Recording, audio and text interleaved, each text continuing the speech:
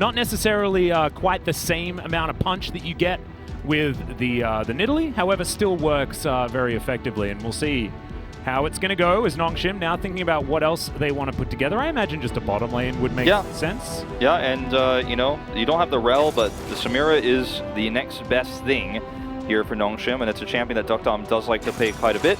And they will get the Alistar, that is the top tier support. So there's a great start here for Nongshim. They're definitely leading the charge in terms of this draft.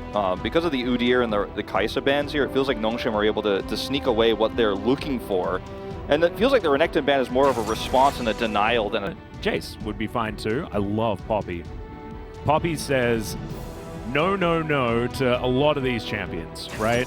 Not the Lilia, she just runs real fast, but it's not going to be the Poppy, so we're not allowed to have any fun here.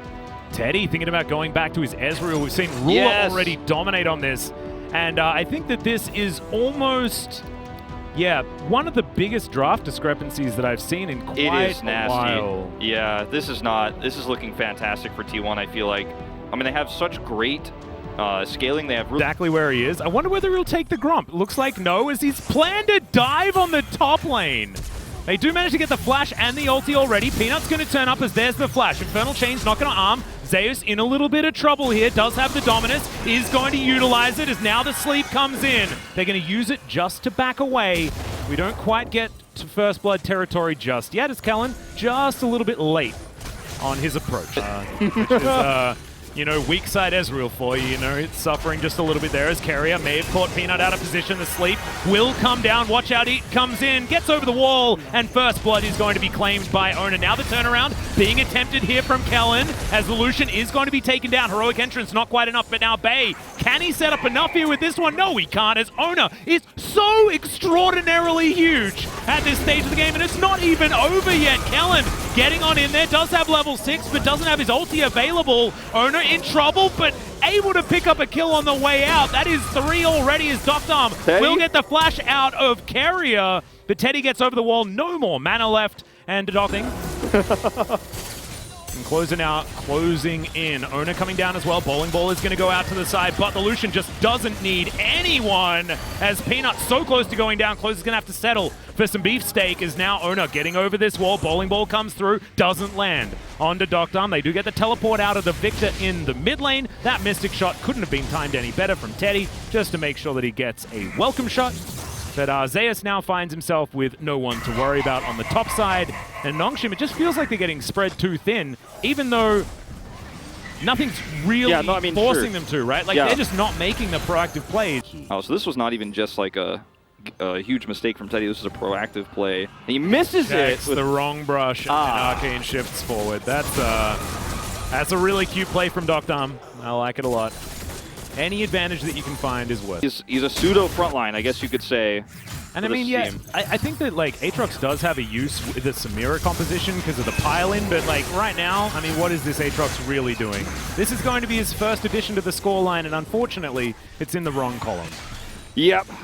It's just a really unfortunate, you know, dive there. There's nothing an Aatrox can do in this case, especially with, you know, Lilia having her sleep available. It's just a guaranteed kill. Yeah. And let's see if they could trade something back here. I mean, Kellen is here. This would be great gold for Duckdom. I mean, this is what you need. Well, how much of a protector can Carrier be as he does find the double taunt? Bay's going to come up as well. They do have full information as Closer gets out of the way of the Pulverize. They do kill the Renekton, but now Closer is trying to unleash himself, looking to take down Bay. The Chaos Storm going to be a bit of a problem. So, already the Crocodile being taken down. There is the dash forward from Closer. Steps out of the gravity field a little bit too late there as he dashes over, takes down the Victor, and now Oner's going to turn up and try and gatekeep. Teleport going to immediately come in as the rest of Nongshim are going to rally around Rich. Closer most likely going to be taken down as the home guard was there. He breaks the chains that bind, but Rich is just going to stab him in the back. And that will complete that one. As everyone's on it, they do have a level lead in the jungle as well, so let's see whether Oner can make sure that he confirms this. Peanut is going to dive into the pits, looking to be a 50-50, but Oner is going to win it. But in goes the Aatrox. He finds the backline, finds the Lucian, but the Lilia is starting to pop off. Instant interruption on the ulti of the Samira, and that is going to spell the end as Teddy grabs a double. They grab the Baron. Nongshim's last chance in this game. This is going to have to be a miracle fight.